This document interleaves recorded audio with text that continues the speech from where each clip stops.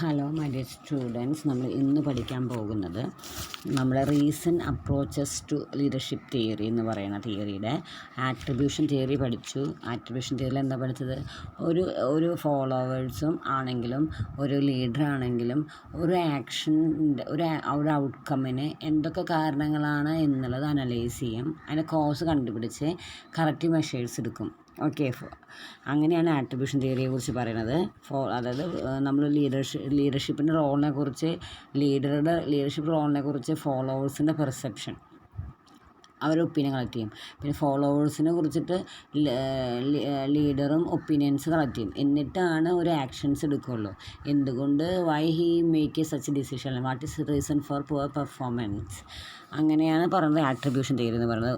Charismatic leadership theory എന്ന് പറയുന്ന തിയറിയിൽ ഒരു വ്യക്തിത്വം, അതായത് അയാളുടെ ക്വാളിറ്റീസ്, അയാൾ കോൺഫിഡൻസ്, അയാൾ കമ്മ്യൂണിക്കേഷൻ സ്കിൽ, അയാൾ ഇനീഷ്യേറ്റീവ്, അയാൾ എൻതൂസിയാസ്റ്റിക്, മോട്ടിവേഷൻ, ഇൻസ്പയർ ചെയ്യാൻ, അതൊക്കെ കണ്ട് എല്ലാ ഫോളോവേഴ്സിനെ ആ വ്യക്തിയിൽ ട്രസ്റ്റ് വരികയാണ്. കാരണം ആ ക്രൈസിസ് ഉണ്ടാവും, അയാളെ വിശ്വസിക്കുകയാണ്, അയാൾ ശരിയാക്കി തരുന്നു, ഒരാൾ പ്രോബ്ലം ശരിയാക്കി തരുന്നുള്ളത്. ഇനി ട്രാൻസ്ഫോർമേഷൻ ലീഡർഷിപ്പ് എന്ന് പറഞ്ഞാൽ ശരിക്കും കരിസ്മാറ്റിക് ലീഡർഷിപ്പിനെക്കാട്ടി ഇത്രയും കൂടി നല്ലതെന്ന് ശരിക്കും പറയാം. കാരണം ട്രാൻസ്ഫോർമേഷൻ ലീഡർഷിപ്പ് വെച്ച് കഴിഞ്ഞാൽ എല്ലാവരിലും ഒരു കോൺഫിഡൻസ് ഉണ്ടാക്കും.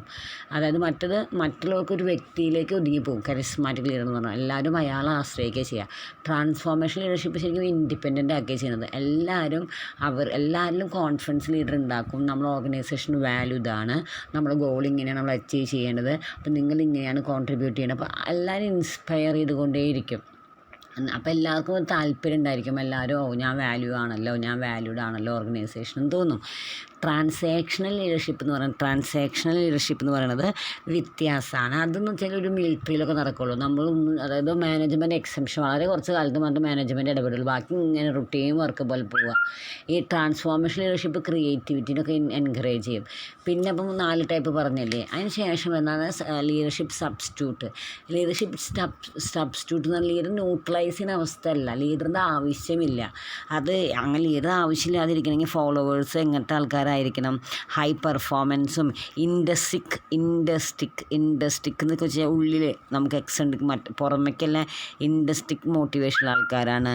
അതുപോലെ തന്നെ അവർ ഇൻഡസ്റ്റിക് സാറ്റിസ്ഫാക്ഷൻ ഉള്ളവർ, നോളജബിളാണ്, എക്സ്പീരിയൻസ് ആണ്, ട്രെയിനിങ്ങും ഇൻഡിപെൻഡൻറ്റും, അങ്ങനെ ഒരു ഓർഗനൈസർ ഒരു ഹൈ സ്ട്രക്ചറും റുട്ടീനൊക്കെ ഉണ്ട്, ഫ്രീക്വൻറ്റ് ഫീഡ്ബാക്ക് കൊടുക്കും.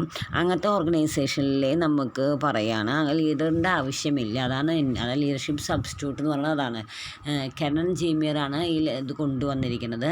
ലീഡർ എന്ന് പറയുന്നത് അൺനെസസറി ആണെന്നാണ് പറയുന്നത്. ന്യൂട്രലൈസർ എന്ന് വെച്ച് കഴിഞ്ഞാൽ ന്യൂട്രലൈസറിനെക്കാട്ടിയും സബ്സ്റ്റിറ്റ്യൂട്ട്. ന്യൂട്രലൈസർ എന്ന് വെച്ച് കഴിഞ്ഞാൽ നമ്മൾ എന്താ പറയുക, ലീഡറുടെ എഫക്റ്റീവ്നെസ് വേണ്ട എന്നുള്ളതാണ്. പക്ഷേ സബ്സ്റ്റിറ്റ്യൂട്ട് എന്ന് പറഞ്ഞാൽ not only but also unnecessary എന്ന് കൂടി പറയണം. ഇമ്പോർട്ടൻ്റ് അല്ലാന്ന്, ഇമ്പോസിബിൾ അല്ലാന്ന് മാത്രമല്ല, അൺനെസസറിയും കൂടിയാണെന്ന് പറയണം. അത്രയേ ഉള്ളൂ ഇതിൽ പഠിക്കാനുള്ളത്. അപ്പോൾ ഇതിൽ പഠിക്കുന്ന ഒരുപാട് തിയറികൾ നിങ്ങൾ പഠിക്കണം.